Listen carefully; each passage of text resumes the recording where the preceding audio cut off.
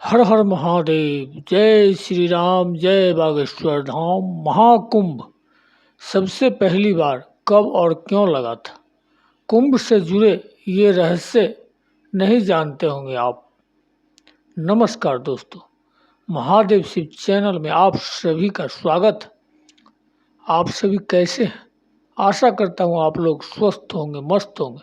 तो चलिए कथा को प्रारंभ करते हैं।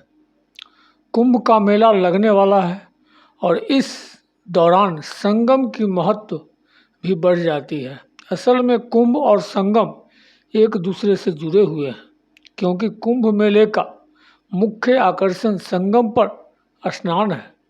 संगम पर स्नान को अमृत स्नान के समान पवित्र माना गया है।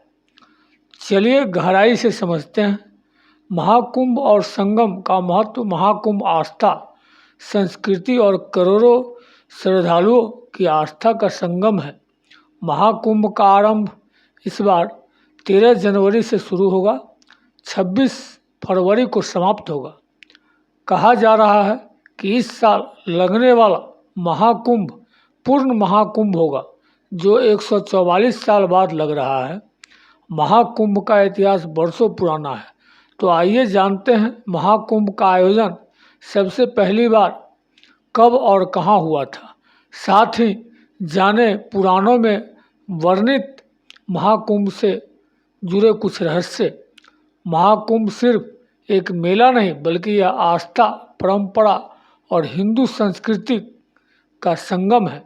12 साल लगने के बाद पूर्ण महाकुंभ लगता है, जो 144 साल बाद आता है। महाकुंभ का आयोजन इस बार प्रयागराज में हो रहा है। इस बार महाकुंभ में क्या कुछ खास होने वाला है, इसके बारे में तो आप सभी जानते ही होंगे, लेकिन क्या आप जानते हैं महाकुंभ इतिहास वर्षों पुराना है। महाकुंभ से जुड़े कई ऐसे रहस्य हमारे ग्रंथों में छिपे हुए हैं। तो आइए जानते हैं महाकुंभ से जुड़े कुछ रहस्य। साथ ही जानते हैं कब और कहाँ सबसे पहले हुआ महाकुंभ का आयोजन। कुछ ग्रंथों में उल्लेख है कि सतयुग से ही इस मेले का आयोजन किया जा रहा है। हालांकि किसी भी पुराण में विस्तार से इसके बारे में कुछ नहीं बताया गया है कि कब और कहाँ हुआ। यह स्पष्ट है कितना पुराना है महाकुंभ का इतिहास। कुछ ग्रंथों में बताया गया है कुंभ मेला का आयोजन 850 साल से भी ज़्यादा पुराना है। आदि शंकराचार्य द्वारा महाकुंभ की शुरुआत की गई थी। कुछ कथाओं में बताया गया कि कुंभ का आयोजन समुद्र मंथन के बाद से ही किया जा रहा है, जबकि कुछ विद्वानों का कहना है कि गुप्त काल के दौरान से ही इसकी शुरुआत हुई थी। लेकिन सम्राट हर्षवर्धन से इसके प्रमाण देखने को मिलते हैं। इसी के बाद शंकराचार्य और उनके शिष्यों द्वारा सन्यासी अखाड़ों के लिए संगम तट पर शाही स्नान की व्यवस्था की गई थी।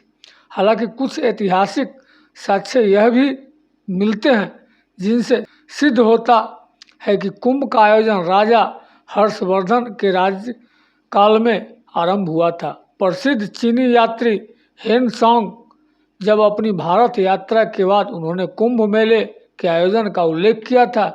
इसी के साथ उन्होंने राजा हर्षवर्धन का भी जिक्र किया है। उनके दयालु स्वभाव के बारे में भी उन्होंने जिक्र किया था। हेन सांग ने कहा था कि राजा हर्षवर्धन लगभग हर 5 साल में नदियों के संगम पर एक बड़ा आयोजन करते थे, जिसमें वह अपना पूरा कोष गरीबों और धार्मिक लोगों को दान में दिया करते थे। समुद्र मंथन के बारे में शिव पुराण, मत्स्य पुराण, पद्म पुराण, भविष्य पुराण समेत लगभग सभी पुराणों में जिक्र किया गया है। मान्यता के अनुसार समुद्र मंथन के दौरान जब अमृत कलश बाहर आया था, तो देवताओं और राक्षसों के बीच तानातानी और संघर्ष को कम करने के लिए भगवान विष्णु ने मोहिनी अवतार लिया था। इसके बाद जब देवताओं और राक्षसों के बीच संघर्ष का ज़्यादा बढ़ गया, तो उन्होंने इंद्रदेव के पुत्र जयंत को यह अमृत कलश सौंप दिया गया। जयंत कौए का रूप धारण कर राक्षसों से अमृत कलश को छीनकर उड़ चले थे।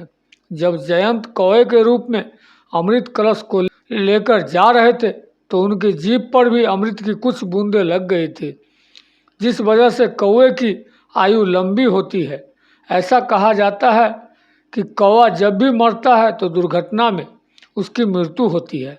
अमृत कलश लेकर जब जयंत भाग रहे थे तो कुछ बूंदें प्रयाग, उज्जैन, हरिद्वार और नासिक में अमृत की बूंदें गिरी थी, इसीलिए यहाँ कुंभ किया जाता है। इसके अलावा अमृत की कुछ बूंदें दुर्वा घास पर गिर गई थी, जिस वजह से दुर्वा को पवित्र माना जाता है और सर्वप्रथम पूजनीय देवता गणेश जी को अर्पित किया जाता है। जयंत को अमृत कलश लेकर स्वर्ग पहुँचने में 12 दिन लगे थे। देवताओं का एक दिन पृथ्वी के 1 साल के बराबर होता है, इसीलिए कुंभ मेला 12 साल के अंतराल में मनाया जाता है। महाकुंभ केवल एक धार्मिक आयोजन नहीं, यह आस्था, संस्कृति और परंपरा का संगम है। यहाँ लाखों लोग पवित्र नदियों में स्नान करने आते हैं। मान्यता है कि इससे उनके पाप धुल जाते हैं और जीवन में सफलता मिलती है।